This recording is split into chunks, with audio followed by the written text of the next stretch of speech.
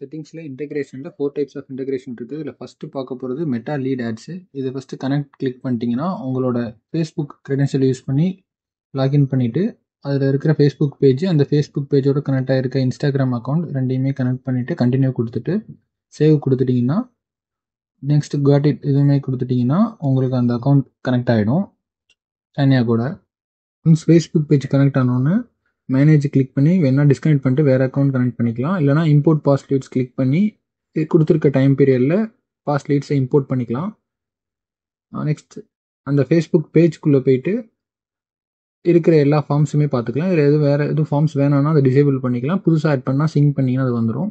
Next Google ads lead form அசட்ஸ்குள்ளே configure பண்ணிட்டீங்கனாலே உங்களுக்கு வெப்ஹூக் யூஆர்எல் அண்டு கீ கிடச்சிரும். கூகுள் ஆட்ஸ் அக்கௌண்ட்குள்ளே போயிட்டு இந்த யூஆர்எல் அண்டு கீயை உள்ளே ஃபீட் பண்ணிவிட்டு கடைசியாக ஃபைனலாக சேவ் பண்ணிட்டீங்கன்னா கூகுள் ஆட் லீட் ஃபார்ம் இன்டெகிரேஷனுமே உங்களுக்கு கம்ப்ளீட் ஆகிடும். அதில் வர என்கொயரியுமே உங்களுக்கு வந்துடும். Next connect Mojo lead form connect பண்ணுறதுக்கு இதில் எஸ் கொடுத்துட்டிங்கன்னா கனெக்ட் ஆகிடும்.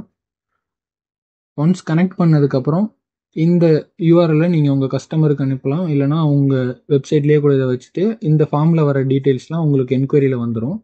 இந்த யூஆர்எல் நீங்கள் இந்த இடத்துல காப்பி பண்ணி எடுத்துக்கலாம்.